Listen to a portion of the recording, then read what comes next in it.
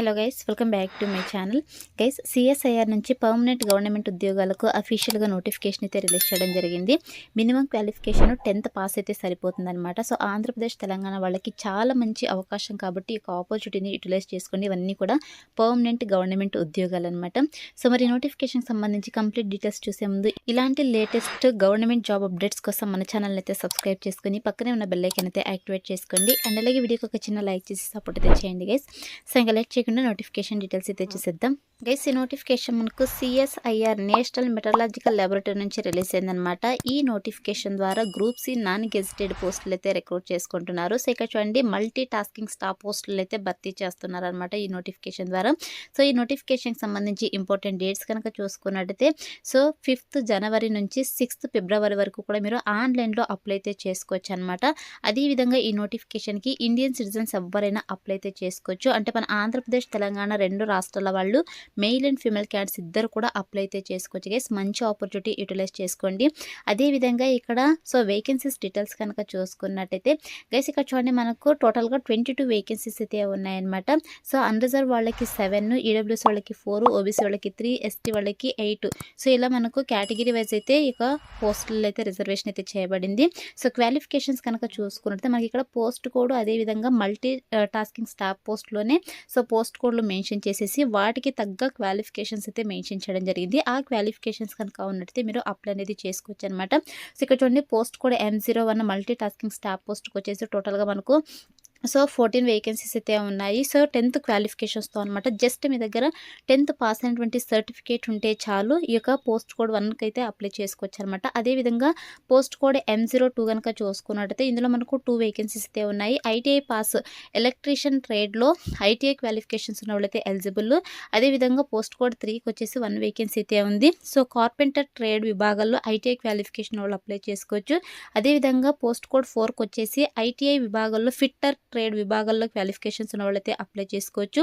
అదేవిధంగా post code 5కి వచ్చేసి ఐటీఐ పాస్ అయిన ప్లంబర్ ట్రేడ్ విభాగాల్లో క్వాలిఫికేషన్స్ ఉన్న వాళ్ళు అప్లై చేసుకోవచ్చు.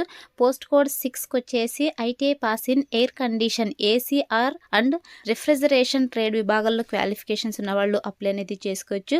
అదేవిధంగా పోస్ట్ కోడ్ 7కి వచ్చేసి 2 వేకెన్సీస్ అయితే ఉన్నాయి. ITI pass in computer operator and programming assistant ట్రేడ్లో క్వాలిఫికేషన్స్ ఉన్న వాళ్ళు అయితే ఎలిజిబుల్ అనమాట. సో మినిమం క్వాలిఫికేషన్ 10th క్వాలిఫికేషన్స్తో మనకు పోస్ట్ కోడ్ 1 వేకెన్సీస్ కూడా ఎక్కువగా ఉన్నాయి కాబట్టి ఈ పోస్ట్ కోడ్ 1కి అయితే అప్లై చేసుకోండి. సో ఈ మల్టీ టాస్కింగ్ స్టాఫ్ పోస్ట్కి సెలెక్ట్ అయిన క్యాండిడేట్స్కి 7th CPC ప్రకారం అంటే లెవెల్ 1 ప్రకారం శాలరీస్ అనేది ఇవ్వడం జరుగుతుంది.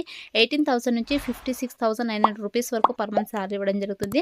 అన్ని రకాల సెంట్రల్ గవర్నమెంట్ అలవెన్సెస్ కలుపుకొని స్టార్టింగ్ శాలరీని మీకు అప్రాక్సిమేట్గా 36,000కు పర్ మంత్ శాలరీ అనేది ఇవ్వడం జరుగుతుంది గైస్. అండ్ అలాగే ఈ నోటిఫికేషన్కి 18 to 25 ఇయర్స్ వరకు ఏజ్ ఉన్న వాళ్ళైతే అప్లై చేసుకోవచ్చు అనమాట. As per central government rules ప్రకారం మనకు అప్పర్ ఏజ్ రిలాక్సేషన్ కూడా వర్తిస్తుంది. ఎవరైతే SC ST క్యాండిడేట్స్ ఉంటారో వాళ్ళకి వచ్చేసి 5 ఇయర్స్ వరకు, ఓబీసీ క్యాండిడేట్స్కి 3 ఇయర్స్ వరకు, అదేవిధంగా పీడబ్ల్యూడీ క్యాండిడేట్స్కి వచ్చేసి 10 ఇయర్స్ వరకు అప్పర్ ఏజ్ రిలాక్సేషన్ అయితే వర్తిస్తుంది గైస్. అండ్ అలాగే ఇక్కడ ఎసెన్షియల్ క్వాలిఫికేషన్స్లో కూడా మనకు నేను ఏదైతే మీకు క్వాలిఫికేషన్స్ ఎక్స్ప్లెయిన్ చేసానో అవే ఉన్నాయి, మీరు ఇక్కడ క్లియర్గా చెక్ చేసుకోవచ్చు గైస్. అండ్ నెక్స్ట్ వచ్చేసి సెలక్షన్ ప్రాసెస్ కనుక చూసుకున్నట్టయితే గైస్ మనకు సింగిల్ ఎగ్జామ్ అయితే కండక్ట్ చేయడం జరుగుతుంది అనమాట. సో మనకు CBT ఎగ్జామ్ ఆన్లైన్ ఎగ్జామ్ అయితే కండక్ట్ చేయడం జరుగుతుంది. So objective type multiple choice examination అయితే ఉంటుందన్నమాట, కంప్యూటర్ బేస్డ్. అదేవిధంగా మీడియం ఆఫ్ క్వశ్చన్స్ కనుక చూసుకుంటే మనకు బోత్ ఇంగ్లీష్ అలాగే హిందీ లాంగ్వేజెస్లో అయితే అవైలబుల్ అయితే ఉంటుందన్నమాట. సో 10th స్టాండర్డ్లో అయితే ఈ యొక్క ఎగ్జామ్ అనేది కండక్ట్ చేయడం జరుగుతుంది. టోటల్గా 150 క్వశ్చన్స్ అనమాట. సో 2 hours అయితే మనకు టైం అయితే కేటాయించడం జరిగింది గైస్. మనకు నెగిటివ్ మార్కింగ్ కూడా ఉంటుందన్నమాట. ఈచ్ రాంగ్ ఆన్సర్కి మనకు 1 నెగిటివ్ మార్కింగ్ అయితే ఉంటుందని చెప్పేసి మెన్షన్ చేయడం జరిగింది. అలాగే దీంతో పాటు ఇక్కడ మనకు సిలబస్ సబ్జెక్ట్ వైజ్ కనుక చూసుకుంటే జనరల్ ఇంటెలిజెన్స్ నుంచి అదేవిధంగా క్వాంటిటేటివ్ యాప్టిట్యూడ్ నుంచి మనకు సో ఈచ్ సబ్జెక్ట్ నుంచి 25 క్వశ్చన్స్ అయితే రావడం జరుగుతుంది. సో ఈచ్ కరెక్ట్ ఆన్సర్కి వచ్చేసి 3 మార్క్స్ అయితే ఇవ్వడం జరుగుతుంది అనమాట. సో టోటల్గా మ్యాక్సిమం మార్క్స్ వచ్చేసి 75 మార్క్స్ అనమాట. అలాగే జనరల్ అవేర్నెస్ నుంచి ఇంగ్లీష్ లాంగ్వేజ్ నుంచి మనకు ఈచ్ సబ్జెక్ట్ నుంచి 50 క్వశ్చన్స్ అయితే రావడం జరుగుతుంది. 150 మార్క్స్ అనమాట. సో మనకు 1 నెగిటివ్ మార్కింగ్ కూడా ఉంటుందని చెప్పేసి ఈచ్ రాంగ్ ఆన్సర్కి క్లియర్గా మెన్షన్ చేయడం జరిగింది. ఎవరైతే యొక్క ఆన్లైన్ ఎగ్జామ్ క్లియర్ చేస్తారో వాళ్ళకి సో ఫైనల్ మెరిట్ అయితే తీసేసి డాక్యుమెంట్ వెరిఫికేషన్ చేసి జాబ్ పోస్టింగ్ అనేది ఇవ్వడం జరుగుతుంది. ఈ విధంగా మనకు సెలక్షన్ ప్రాసెస్ అయితే ఉంటుంది గైస్. అండ్ నెక్స్ట్ వచ్చేసి గైస్ మనకు ఎగ్జామినేషన్ సెంటర్స్ అయితే వీళ్ళు మెన్షన్ చేయలేదు. సో మీకు అఫీషియల్ వెబ్‌సైట్‌లో అయితే అప్డేట్ చేయడం జరుగుతుంది. అలాగే దీంతో పాటు ఈ నోటిఫికేషన్‌కి ఏ విధంగా అప్లై చేసుకోవాలో గనుక చూసుకోవడితే సో ఇంట్రెస్టెడ్ క్యాండిడేట్స్ ఆన్‌లైన్‌లో అప్లై అయితే చేసుకోవచ్చని చెప్పేసి మెన్షన్ చేయడం జరిగింది. సో మనకి ఇక్కడ అఫీషియల్ వెబ్‌సైట్ లింక్స్ కూడా ప్రొవైడ్ చేయడం జరిగింది. సో ఇక official website link, apply link నేను డిస్క్రిప్షన్‌లో ప్రొవైడ్ చేశాను. మీరు డైరెక్ట్‌గా లింక్ యూజ్ చేసేసి అప్లై అనేది చేసుకోవచ్చు. సో లాస్ట్ డేట్ వచ్చేసి మనకు 6th ఫిబ్రవరి లోపైతే మీరు ఇంట్రెస్టెడ్ క్యాండిడేట్స్ ఆన్‌లైన్‌లో అప్లై అనేది చేసుకోండి గైస్. ఆన్‌లైన్‌లో ఏ విధంగా అప్లై చేసుకోవాలని చెప్పేసి మనకు క్లియర్ కట్ ఇన్‌స్ట్రక్షన్స్ అన్నీ కూడా నోటిఫికేషన్ పీడిఎఫ్‌లో మెన్షన్ చేయడం జరిగింది. ఒకటికి 2 సార్లు క్లియర్‌గా చెక్ చేసుకునేసి మీరు మిస్టేక్స్ లేకుండా ఆన్‌లైన్‌లో అప్లై అనేది చేసుకోండి.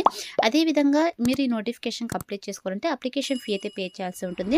ఎవరైతే SC, ST, PWD candidates, women candidates, CSIR employees ఉంటారో సో వీళ్ళకి ఎటువంటి అప్లికేషన్ ఫీ అయితే లేదు. ఆన్‌లైన్‌లో ఫ్రీగా అప్లై అనేది చేసుకోవచ్చు. సో మిగతా క్యాండిడేట్స్ ఎవరైతే ఉంటారో సో వాళ్ళు వచ్చేసి ₹500 అప్లికేషన్ ఫీ అయితే పే చేయాల్సి ఉంటుందన్నమాట. సో ఈ అప్లికేషన్ ఫీ అయితే మీరు ఆన్‌లైన్‌లోనే పే చేయాల్సి ఉంటుంది గైస్. అండ్ నెక్స్ట్ వచ్చేసి మీకు ఇన్‌స్ట్రక్షన్స్ అన్ని క్లియర్‌గా మెన్షన్ చేయడం జరిగింది. సో మీరు ఏమేం డాక్యుమెంట్స్ అప్లోడ్ చేయాలి, అదేవిధంగా మీ సిగ్నేచర్ ఎంత ఎంబీలో ఉండాలి, పాస్‌పోర్ట్ సైజ్ ఫోటో ఎంత ఎంబీలో ఉందని చెప్పేసి మనకి ఇక్కడ క్లియర్‌గా మెన్షన్ చేయడం జరిగింది. సో మీరు అప్లై చేసుకునేటప్పుడు ఒకటికి 2 సార్లు ఇక ఇన్‌స్ట్రక్షన్స్ అన్ని క్లియర్‌గా చెక్ చేసుకునేసి అప్లై అనేది చేసుకోండి. సో ఎందుకంటే డాక్యుమెంట్స్ కూడా అప్లోడ్ చేయాల్సి ఉంటుంది. ఆ యొక్క డాక్యుమెంట్స్‌ని కూడా ఏమేం డాక్యుమెంట్స్ అప్లోడ్ చేయాలి, ఏ విధంగా అప్లోడ్ చేయాలి, ఎంత ఎంబీలో అప్లోడ్ చేయాలి అని చెప్పేసి మనకు నోటిఫికేషన్‌లో అయితే మెన్షన్ చేయడం జరిగింది. సో క్లియర్‌గా చెక్ చేసుకునేసి అప్లై అనేది చేసుకోండి గైస్. అండ్ నెక్స్ట్ వచ్చేసి మనకు జాబ్ పోస్టింగ్ ఆల్ ఓవర్ ఇండియాలో అయితే ఉంటుందండి.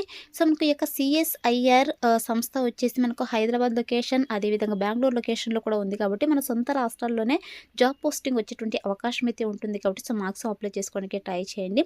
సో ఇది వచ్చేసి సెంట్రల్ గవర్నమెంట్ జాబ్స్ అండి. ఇవన్నీ కూడా పర్మనెంట్ గవర్నమెంట్ జాబ్స్ కాబట్టి ఆపర్చునిటీని యూటిలైజ్ చేసుకోండి. సో ఇది ఫ్రెండ్స్ ఇవాల్టి వీడియో. మరొక మంచి వీడియోతో మళ్ళీ కలుద్దాం. Thank you.